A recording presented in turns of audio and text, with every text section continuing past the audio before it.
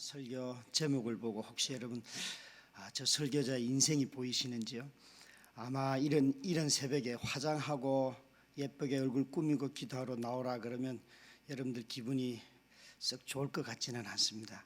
그냥 대충 후다닥 나와야 될 이런 새벽에 예쁘게 꾸미고 나오세요. 이런 제목의 설교를 본문을 보면서 무엇을 기대할까 이런 생각을 혼자서 하게 되었어요. 이 설교 제목을 보면서 저 설교자가 좀 인생이 혼란스럽구나 그렇게 생각하시면 아마 틀림없을 것 같습니다. 사는 게 혼란스러우면 언어가 정비가 안 됩니다. 이게 언어가 정비가 안 돼요. 사는 게 좀 이렇게 정리가 잘 되어 있어야지 말도 깔끔하게 나오고 쓰는 단어도 그런데 늘 삶이 혼란스러우면 여러분 말도 길지도 않고요, 짧고 그렇지 않습니까? 누가 큰 사고를 당할 때 뭐 그 사고가 일어나는 걸 하나님 지금 덤프트럭이 달려와서 나를 덮치려고 해요, 뭐 이렇게 설명하는 사람은 아무도 없죠, 그죠? 으악 그러면 그게 기도가 아니겠습니까?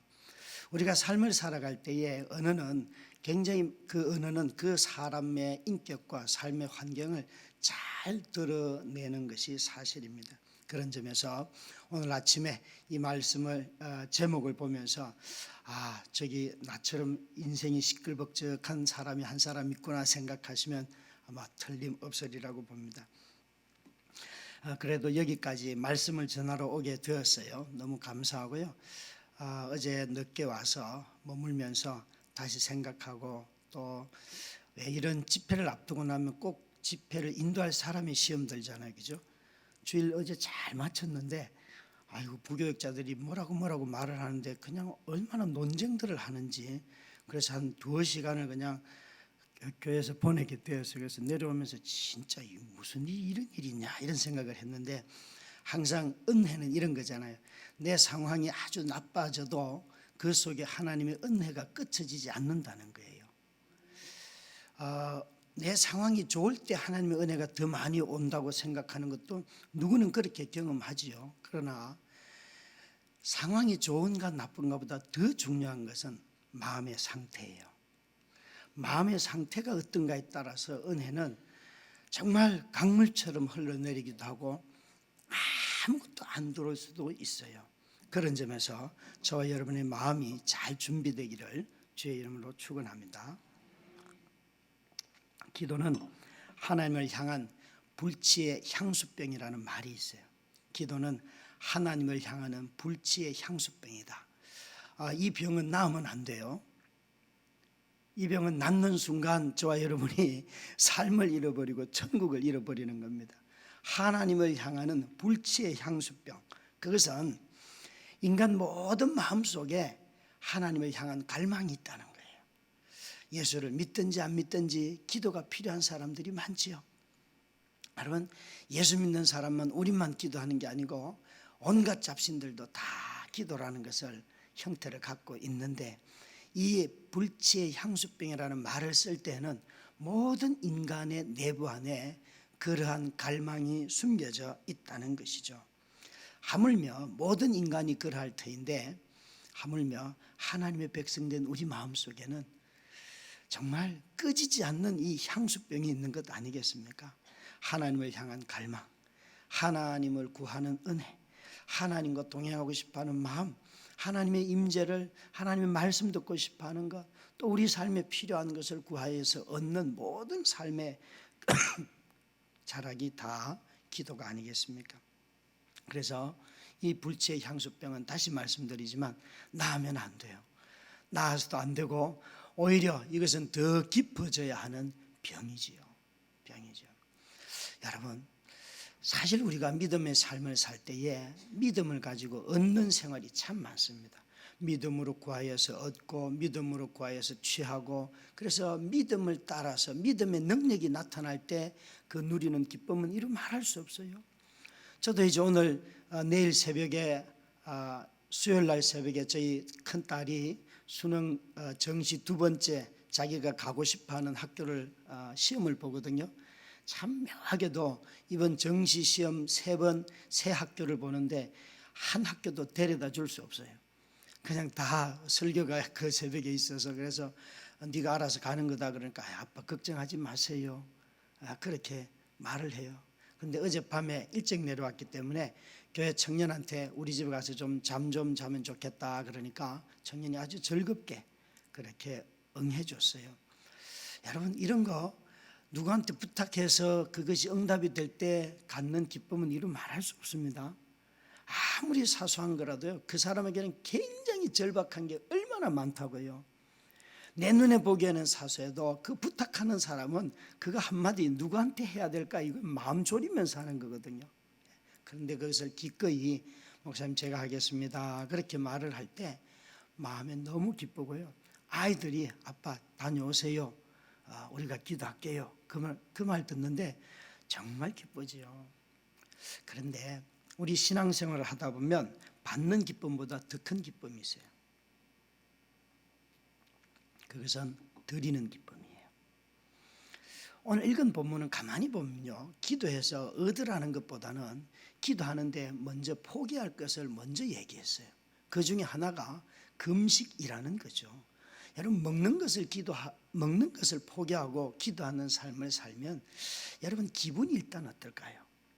여러분, 밥 안 먹고 이렇게 기도하는 자리에 나오면 기분이 막 살살 즐거워지고, 하나님이 이제 내가 이렇게 열심을 내서 마음을 다해서 하나님이 앞에 나왔기 때문에 하나님이 진짜 빨리 나에게 응답하실 거야, 막 그런 조급한 마음 가지고 앉아 있는데, 금식을 해보신 분들 아시지만 금식해도 아무 일도 안 일어나고 자꾸 떡볶이만 생각이 나는, 정말 내가 이 금식 끝나면 뭘 먹어야지 그러면서 음식 리스트를 적느라고 아마 첫날은 다 보낼 거예요. 목사님이 아마 여러분 소개해 주셨는데 제 아내가 아파서 저도 금식 기도원을 여러 번 가고 몇 년 동안 꾸준히 한번 다녀봤어요. 저는 기도원 이름으로는 오살리가 제일 좋은 것 같습니다. 다른 기도원보다도 그건 벌써 이름만 들어도 살 것 같고 일어날 것 같고 확신이 들어요. 그래서 가시려거들랑 오살리를 가시기 바랍니다. 가서 20일 금식을 2번씩이나 하고 뭐 7일 5일 뭐 하루 금식 막 여러 번 하고 이러면서 이제 어느 날 거기 있는 엘리야의 동산에 올라가서 20일 동안 기도를 쫙 했어요. 저는요, 한 20일쯤 마음 작정하고 하면 하나님 그래도 대충 한 2주쯤 지나면 응답하셔서 내려가겠구나, 이런 통밥이 있는데 이분이요, 19일이 되고 20일 새벽이 될 때까지 한 말씀도 안 하시는 거예요. 그 엘리야 동산에 올라가 가지고 그 밤에 모기를 쫓으면서 앉아 가지고 하나님 앞에 온갖 때를 다 써보는데 어쩌면 그렇게 한 말씀도 안 하시는지. 그래서 20일째 되는 날 새벽에 자리를 털고 일어나면서 하나님 이제 갑니다, 그리고 울면서 딱 일어나는데 이러는 거예요. 병년아, 나는 네 안에 있다. 네가 하는 말 다 들었다. 제가 뭐라고 반응했는 줄 아세요? 하나님, 제가 하나님이 내 안에 계신 걸 몰라서 여기 온 줄 아세요? 하나님 내 말 듣는 거, 하나님이 귀가 있고 예민하다고 그랬으니까, 작은 신음도 다 듣는다 그랬으니까 다 듣고 있는 건 나 알아요. 그걸 못 믿어서 그건 믿으려고 여기 온 게 아니고요. 하나님 좀 똑똑히 들어요. 마누라 일으켜 달라고 왔어요. 그런데 왜 딴소리예요? 여러분 있잖아요, 저는 금식을 하면서 필사적으로 그렇게 매달리면 하나님이 빨리도 응답도 주시고 나는 네 안에 있다 이런 게 아니고 네 안에 벌떡 일어난다, 이게 답이어야 되잖아요. 나는 네 안에 있다, 이게 무슨 이런 답을 주시지? 내려오는데도 이해가 안 되는 거예요. 이게 무슨 답이 이런 게 있을까? 그리고 집에 오니까 큰 딸이 이렇게 말하는 거야. 아빠는 기도원 갔다 오면 너무 무서워.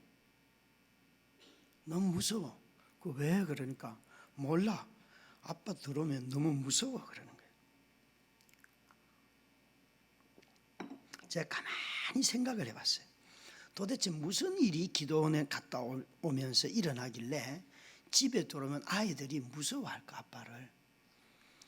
여러분, 밥을 굶으면서 온갖 긴장을 해서 간절하게 소리 높여서 하나님 앞에 여러 날 부르짖고 내려오기 바로 직전에, 기도하는 중에는 집에 전화도 잘 안 하잖아요. 내려오기 직전에 집에 전화를 딱 하면 마누라 일어났습니다, 사모님 일어났습니다, 이 얘기가 딱 들려야지 돌아오는 시간 내내 기쁘잖아요. 아무런 변화 없습니다. 그러면 돌아오는, 차 끌고 돌아오면서 마음 깊은 곳에서 뭐가 이렇게 묵직한 게 올라와요. 뭐라고 설명은 하기 어려운데 뭐가 이렇게 올라오는데, 집에 들어가면 아무 말도 하기 싫고요, 그 여자 꼴도 보기 싫고요, 하나님은 더 보기 싫고, 막 모든 상황 있잖아요, 막 어지러운데 아이들까지 3명이니까 삶을 다 흔들어 놓으니까요, 들어가자마자 나오는 말이 뭐 이거 해라 저거 해라, 막 애들이 제가 기도원만 갔다 오면 우리는 노예예요 아빠. 제가 집에만 들어오면 전부 다 일만 시키니까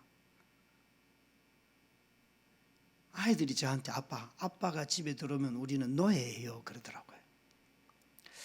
여러분, 자기 자신이 먹고 싶은 것을 절제하고 또 내려놓고 기도한다는 것은 보통의 결심이 아닐 것입니다. 얼마만큼 삶이 다급하지 않으면 그런 결심들 잘 하지 않습니다.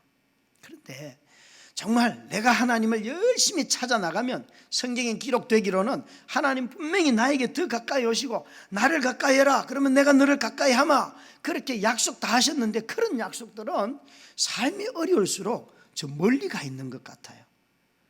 나를 멀리 두고 계시는 것 같은 그 하나님을 깊이 만나게 되더라고요. 그런데 이런 기도들 있잖아요. 내가 먹을 것을 절제하고 끊고 그리고 내 삶을 막 들여서 기도를 이렇게 해도 한 가지 변하지 않는 게 있어요. 우리 모두는 다 여러분, 이 아마 신년 사경에도 비슷할 거라고 생각을 드는데요, 여러분은 한 자리에 앉아서 기도를 2시간 하고 일어날 때에 내가 하나님을 만난 것이 더 기쁘고 하나님을 만난 그 열망이 더 커져서 나옵니까? 아니면 내가 2시간 기도했어, 신년이 뭐 하는 짓인지 모르겠는데 내가 아침에 앉아서 2시간 동안 내가 기도했다니까, 내가 평소에 20분도 못하던 내가 앉아가지고 2시간을 기도했어. 기도를 하고 난 뒤에 그 기도의 열망이 하나님을 향하는지 아니면 내가 한 행동을 향하는지 어디로 향할까요? 기도를 하면 할수록 하나님을 향하는 열망이 가득 차야지만 하나님의 임재가 있고 하나님의 은밀함을 맛보게 되고 하나님이 어떤 분인지 경험하게 되는데, 기도하면 할수록 내가 한 자족과 내가 한 만족과 내가 드렸다는 그것에 기쁨이 몰입되기 시작하면 거기에 자기 의가 살아나는 거예요. 그래서 그런 기도는 하면 할수록 영적인 삶을 완전히 무너뜨리는 거예요. 얼마나 사람이 교만해지는지, 자기가 깨지지 않기 때문에.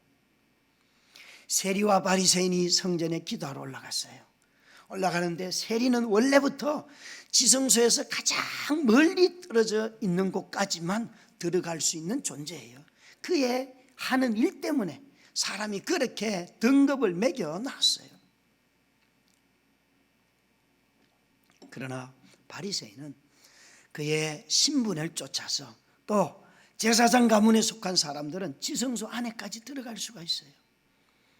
2 사람이 함께 성전에 들어가서 기도를 하는데 한 사람은 저 멀리서 가슴을 치며 눈도 떨지 못하면서 하나님 나를 불쌍히 여겨주십시오. 그 사람의 기도는 응답이 되고, 가장 하나님의 말씀 믿고 하나님 존전에 가까이 가 있는 바리새인을 향하여서는 하나님이 나는 기도 응답 안 됐다. 왜? 그는 he had prayed by himself, 자기 자신에게 독백했단 말이에요. 주님, 나는 저 인간하고 나는 달라요.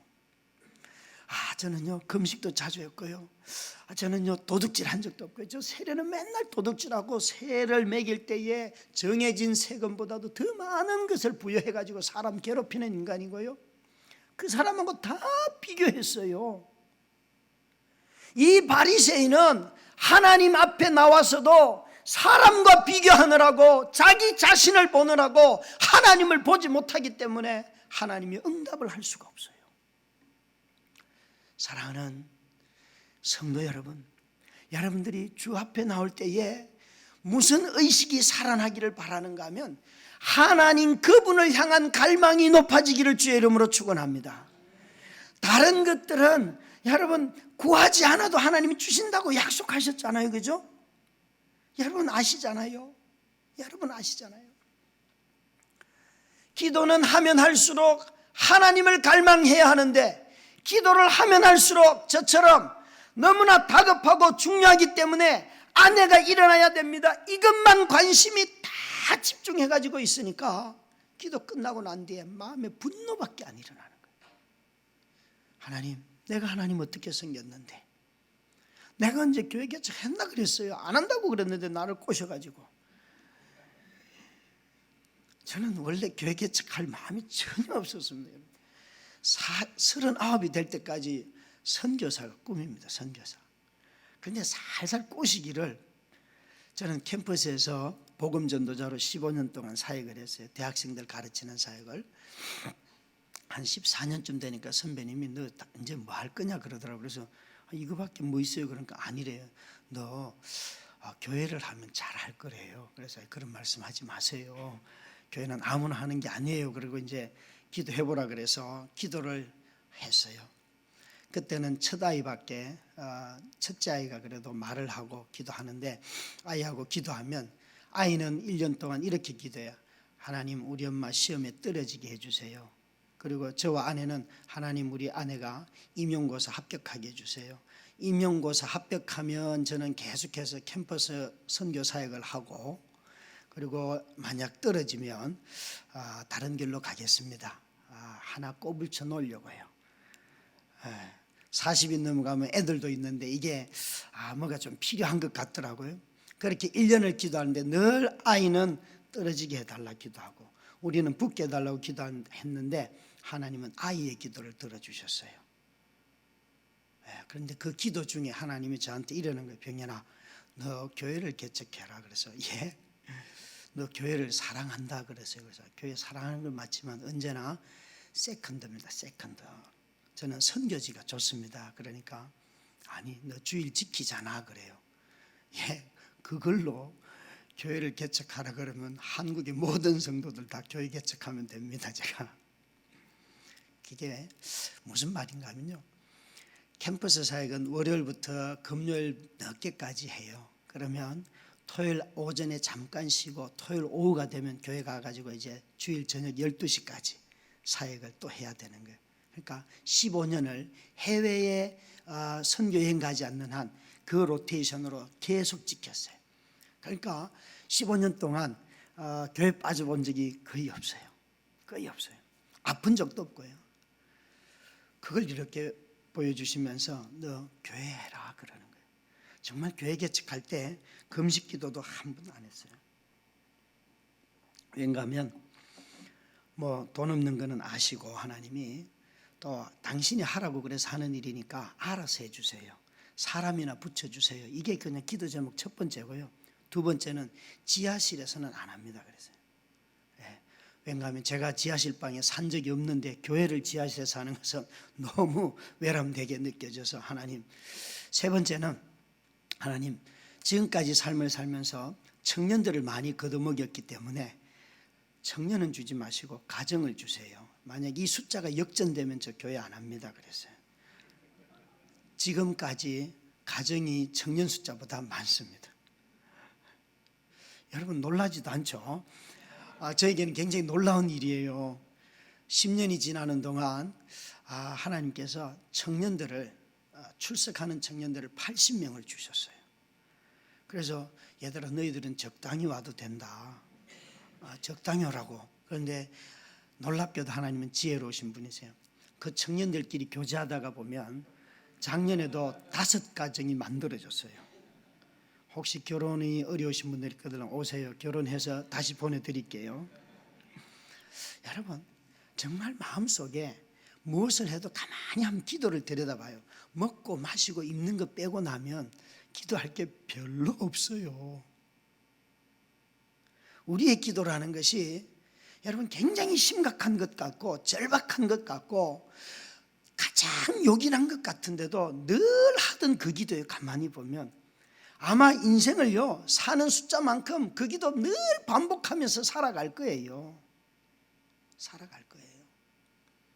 그런데 오늘 우리가 읽은 성경 본문은 하나님의 나라의 삶을 설명하면서 하나님 나라의 삶의 그 핵심에 해당하는 게 뭔가 하면 엄밀하게 일하시는 하나님을 경험하는 거.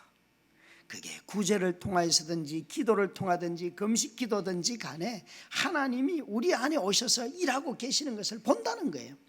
여러분, 우리가 속지 말아야 할 것은 하나님이 우리 가운데 오셔서 일하시는 방법은 요란스럽지가 않습니다.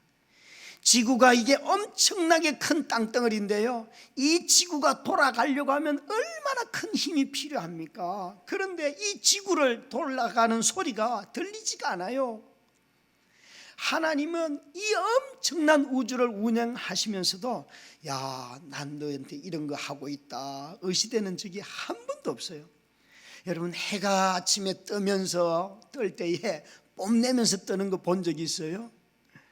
아마 그런 거 우리 마음의 상태가 그래서 그렇게 볼 수는 있어도 어떤 피조물도 그들먹거리면서 자기 역할을 하는 것을 본 적은 별로 없을 거예요. 하나님이 모든 것을 얼마나 잘 다스리는지. 지난주 8일날 저녁 금요 기도회 때 설교 준비를 하기 위해서 앉아 있었어요. 근데 북한에서 수소폭탄을 만들었다, 일본은 저렇다, 너무 혼란스럽잖아요. 새벽부터 불무원 식품은 왜 가장 먼저 37종류의 그 메뉴를 다 가격을 올리는지 사정이 있겠죠. 그런데 그게 너무 마음이 무겁잖아요. 속에서 불만이 막 솟아나는 거예요. 하나님, 새벽부터 수소폭탄 터져, 위안부 문제 생겨, 인권이 유린되는 거 보여주셔, 그리고 물가 올라갈 지표만 다 나와, 얼마나 마음이 불편해요. 그런데 시편 145편 딱 펴자마자 첫 절이 이렇게 시작해요. 왕이신 나의 하나님, 내가 주를. 왕이신 딱 읽다가 울었어요. 하나님,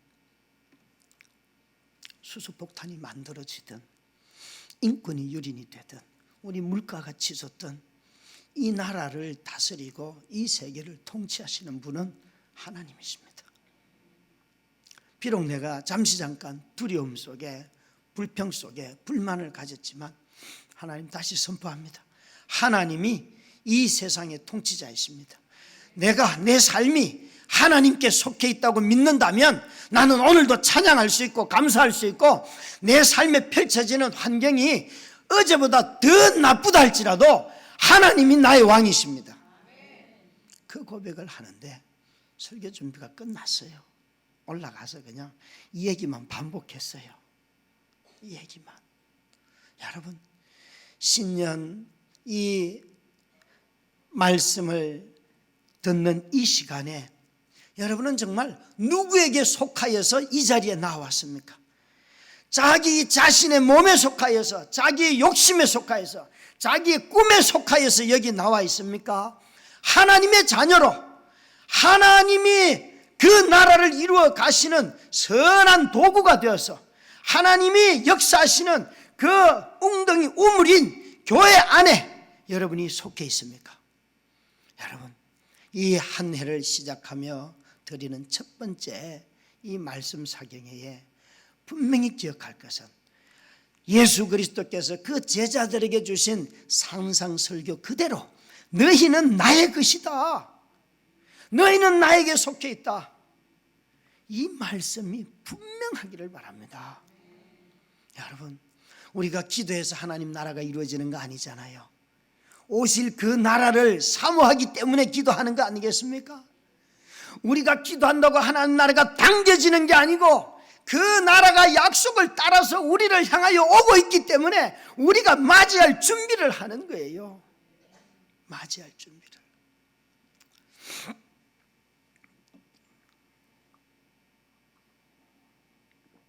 우리 주님은 심지어 제자들이 바리새인들이 예수님의 제자들을 향하여 왜 당신의 제자들은 금식하지 않습니까? 그러니까 아니 무슨 소리 하냐, 잔치집에서 금식하는 거 봤냐, 신랑하고 놀아야지. 여러분, 우리의 삶에 금식이 필요할 때가 있습니다. 그러나 주님께서 우리에게 보여주셨던 한 본은 뭔가 하면, 너희 나와 동행하는데 춤추며 놀자, 인생을 주님과 한번 춤추며 살아가자, 이거 아니겠습니까? 여러분, 제 삶이 어렵죠. 아내가 누워있는데 어려워요. 정말 교회에서 어떤 스트레스를 받거나 이러면 집에 가서 아내와 대화하는 즐거움이 있잖아요, 그죠? 대화하는 즐거움이. 어느 날 티격태격 이런저런 말들을 하니까, 야 얘들아 그 집 누구는 어떠고 저떠고 막 이러니까 우리 막내가, 10살 먹은 막내가 지금 11살이에요 아빠 험담하지 마세요. 아 그런 주디는 어디서 또 배웠는지, 그러면서 좀 스트레스 풀고 또 회개하고 이러잖아요, 그죠? 여러분 안 해요? 이 소그룹 해보면요, 목장들 소그룹 해보시면 우리 자매님들이 제일 많이 욕하는 대상은 누굴까요? 여러분 정말 여러분의 남편들을 존경하셔야 돼요. 이 남편들은요, 아내 욕은 거의 하지 않아요. 남편들은 주로 누구 욕을 제일 많이 하는가 하면 직장의 상사예요. 그런데 아내들은 누구 욕을 제일 많이 할까? 누구 험담을? 예, 소그룹 모임에 가보면요, 가서 기도합시다, 안 돼요. 수다를 떨면서 직장에 출근해서 돈 벌러 간 남편 뒷담화를 까야 하고 한참 까다 보면 한 30-40분 까다 보면 이제 기도합시다 그러면 그때부터 은혜가 임해요. 회개가 나오고 남편을 위해서 기도합시다 그러면 막 정말 울면서 기도하더라니까요. 근데 그 전 시간까지는 이게 또 그렇더라고요. 여러분 정말 마음속에 너무 아내가, 제 삶의 중심을 잡아주던 아내가 흔들리니까요, 삶이 다 흥크러지는 거예요. 하나님의 임재를 맛본다는 게 너무너무 어려웠어요. 그런데 기도를 하면 할수록 한 가지, 이런 특히 절박한 사정일 때 기도는 이것 때문에 기도하라고 했구나 하는 것을 깨달은 게 하나 있는데요, 그것은 삶이, 질병이 찾아오고 감당할 수 없는 재정적인 위기가 찾아오고 그럴 때 기도하는 것은요, 자기 안에 있는 두려움을 몰아내는 게 기도예요. 기도해보면 뭘 해달라 그게 들어오는 게 아니에요. 그 모든 것이 두려움이 돼가지고 저를 덮치는데, 아내가 중환자실에 있는데 돈은 어떡할 것이며, 이제 막 태어난 3일밖에 안 된 아이는 어떡할 것이며, 교회를 개척했는데 3개월밖에 안 된 교회는 어떡할 것이며, 내 인생 40살인데 나는 또 어떻게 될 것이며, 모든 게 있잖아요. 다 두려움으로 제 눈앞에 드러나는데 감당이 안 되는 거예요. 그럴 때 기도가 베째라 기도예요. BGR 기도라고. 베째라 기도. 하나님 알아서 하세요. 점심 한 그릇, 그 교회 보증금이 그때 5천만 원인데 그냥 점심 한 그릇 5천만 원에 다 말아 드시든지 말든지 알아서 하세요. 하나님 베째라 기도가 그때 나오더라고요. 알아서 하세요. 알아서 하세요. 기도의 말이 우아한 사람들은 삶이 우아한 거예요. 여러분 기도는 굉장히 거친 언어예요. 사실은 시편을 읽다 보면 이런 기도문을 여러분 메시지 성경을 가지고 성경을 한번 읽어보시면 아주 리얼합니다. 저 아가리를 닥치게 해주세요, 이런 거. 그게 성경 새로운 번역이에요. 이런 말 들으면 카타르시스가 일어나잖아요, 여러분. 하나님 쟤 좀 때려주세요. 이건 너무 우아한 말이잖아요. 하나님 제 묵상을 내주세요. 근데 이걸 사람한테 하면 안 돼요. 다윗은 이걸 하나님한테 했다는 것이 중요해요. 저주의 기도는 여러분 하나님께 드리는 거예요. 왠가 하면 하나님께 우리 안에 있는 이 모든 악한 것을 다 올려드리면 하나님의 성품이 우리 안에 내려오기 때문에 그래요. 이 교환이 일어나야지만 기도 생활이 거룩해지고 삶이 거룩해지고 하나님을 열망하는 마음이 새로워지는 거예요. 그런데 이 마음을 토로하지 않으면요, 그 마음이 병이 들고 두려움에 갇혀서 살지를 못하는 거예요. 마음이 병든 사람들은 눈물이 많아지는데 사람들 앞에서 울지 않아요. 다들 괜찮다 괜찮다 그래요. 그런데 혼자 있을 때, 아이들이 다 잠들었을 때 교회 가서 기도하는 게 아니에요. 교회는 한 귀퉁이 앉아가지고 혼자 막 우는 거예요. 그런 여러 날들이 지나가는데 하나씩 하나씩 제 두려움에 대해서 기도 중에 극복하게 되더라고요. 극복하게 되더라고요. 두 번의 큰 사고를 당했어요. 두 번째 사고를 당하고 다시 오살리 금식기도원에 정말 싫지도 않은가 봐요. 다시 올라갔어요. 가서 또 기도를 쭉 했죠. 정말 한 20일 또 했어요. 했는데 딱 일어나는데 하나님이 주시는 응답이 뭔가 하면 거친 파도 날 향해 와도, 그 찬양, 폭풍 가운데 나의 영혼 잠잠하게 주를 바라보라. 제가요 이 찬송을 응답을 아내가 처음 쓰러졌을 때 들었어요.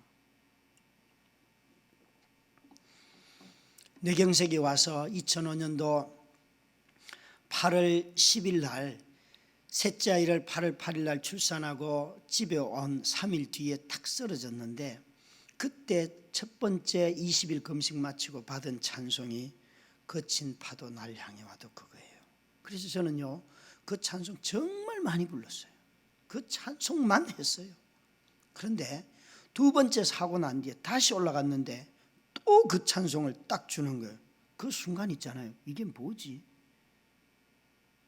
그때 알았어요. 병현아, 너 인생의 파도를 타고 나와 함께 서핑을 하자. 너 파도 탄다고 다 죽는 거 아니다. 너 파도를 타고 즐기는 사람들도 있지 않냐. 너의 인생의 이 파도를 타고 나와 함께 즐기자. 하나님 나보고 지금 그런 말씀하시어요. 아니, 네가 파도만 딛고만 서라. 내가 너를 일으켜 세운다. 여러분, 제 삶의 파도는 사라지지 않았어요. 지금도 그 파도가 그냥 그 위에 굴러가고 있어요. 그러나 저는 살아가고 있고 우리 가족은 주의 은혜를 이야기하고 아이들이 건강하게 자라서, 그때 엄마가 처음 쓰러졌을 때 9살이었던 그 딸이 이제는 10년이 지나서 대학교 입시를 보는데 밥도 제대로 못 해주고 뭘 뒷바라지를 제대로 못 해줘도 지가 알아서 지가 다 하고 있어요. 지가 다 하고 있어요. 학원도 제대로 못 보냈어요. 안 보냈어요. 보낼 수가 없었어요. 그런데 하나님이요 기가 막히게 고등학교 2학년 때 4월 달에 이러는 거예요. 아빠, 나 미술 할 거니까 학원 보내줘 이러는 거예요. 제가 기도 제목이 있어요. 자녀들을 위한 기도 제목 중에 하나가, 하나님 저 가난한 거 아시죠? 개척교회인 거 아시죠? 절대 예체능의 은사는 주시면 안 돼요. 그런 은사는 우리 집에는 없는 거예요. 그러면서 저는요 늘 태연했어요. 내 기도를 들어주시리라고 확신했기 때문에. 그런데 하나님은요 제 기도는 진짜 안 들어주세요. 첫째 딸이 은사를 스스로 발견해서 제 앞에 나타났는데 그림을 하나 그려왔어요. 미술 선생님이 그걸 보고 얘는 미대를 가야 됩니다. 끝이에요. 그 다음부터 학원을 다니는데 한 번 지각한 적도 없고요. 정말 열심히 가고 밤늦게까지 하고, 그런데도 그 다음날 새벽 6시 반이 되면요 두서너 시에 잠들어도요 새벽 6시 반 되면 눈 빨딱 뜨고 또 학교 가요. 그렇게 1년을 지금 공부를 하는데 너무 잘해요. 제가 봐도 시험 치고 나오면서 늘 웃는 애는 걔밖에 없어요. 제가 보기에. 어디서 그런 담력을 주시는지. 여러분, 정말 하나님과 함께 인생에 춤을 출 수가 있잖아요. 우리 삶을 다 드리면 우리는 자꾸 우리가 딛고 있는 땅을 보면서 흔들린다고 생각하지만 우리가 딛고 있는 땅은, 우리 인생은 다 흔들리는 거예요. 인생은 입김 같다고 했어요. 아침 이슬 같다고 했어요. 호흡이라고 했어요. 호흡처럼 무게가 그거밖에 안 된다고 말했어요. 흔들리지 않고 영원히 숨을 쉬시고 영원히 우리를 붙들어 주시는 그분이 우리 위에 계시잖아요. 여러분, 파도만 있는 게 아니라고요. 삶은 흔들려도 하나님은 흔들리지 않습니다. 그래서 주님이 얘들아 너희 기도한다고, 그래 울 때도 있어, 슬퍼하고 힘들고 있어. 그러나 네가 나의 나라에 속하여 살고 있고 내가 너의 나라의 왕이고 네가 내 백성으로 산다. 이제 머리에 기름을 바르고 옷을 입고 우리 함께 춤추면서 기도하자. 그리고 너의 인생은, 오늘 주님 뭐라고 말씀하세요? 은밀하게, 음흉하게가 아니에요 여러분. 은밀하게는 좋은 뜻입니다 여러분. 아주 남들이 몰라요. 이건 남들이 몰라요. 제가 아마 이번 6번의 말씀 중에 돈에 대한 이야기를 한번 하게 될 거예요. 저는요 11년 동안 아내 간병하면서 배운 게 하나 있는데, 제가 돈이 부족해요. 그런데 목사님 뵈러 가도 될까요? 그러면요 계산이 돼요. 이번에는 얼마짜리가 오는구나, 이런 게 계산이 돼요. 이게 자동으로 그렇게 훈련이 돼버렸어요. 그전에는 누가 올 때 돈이 오든 안 오든 너무 감사했는데 이제는요 내 궁핍함을 하시고 하나님이 붙여주시는 것을 경험해요. 계속해서 경험하다 보니까요, 이건 얼마짜리구나 알아요. 저한테 전화하지 마세요.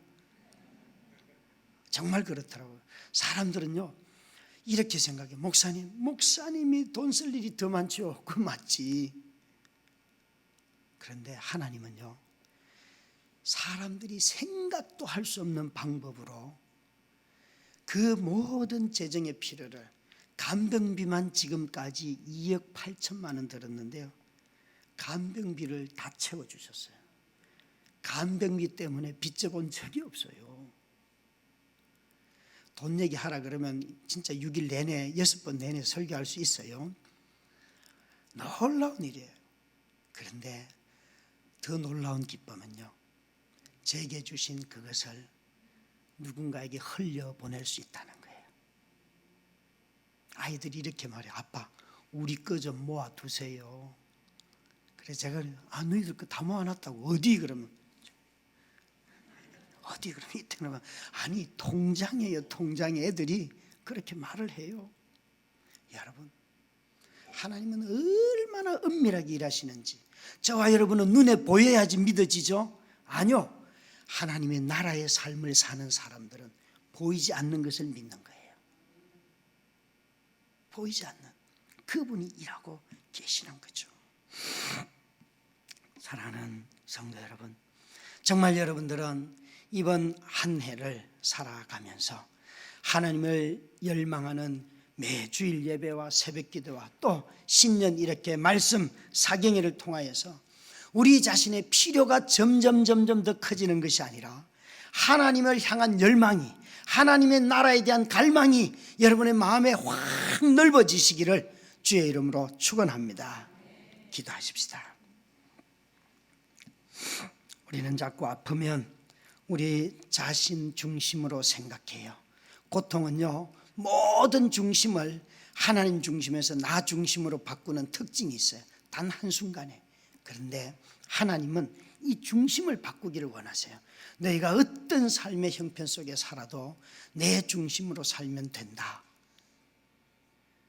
그러면 너희는 기뻐하며 찬송하며 때로는 울며 탄식하며 내 은혜를 맛볼 것이다 말씀하세요. 주님, 내가 하나님의 나라에 속한 백성으로 하나님 중심으로 살게 하여 주시옵소서. 함께 소리내어 주여 한번 외치고 기도하겠습니다. 주여! 살아계신 우리 하나님,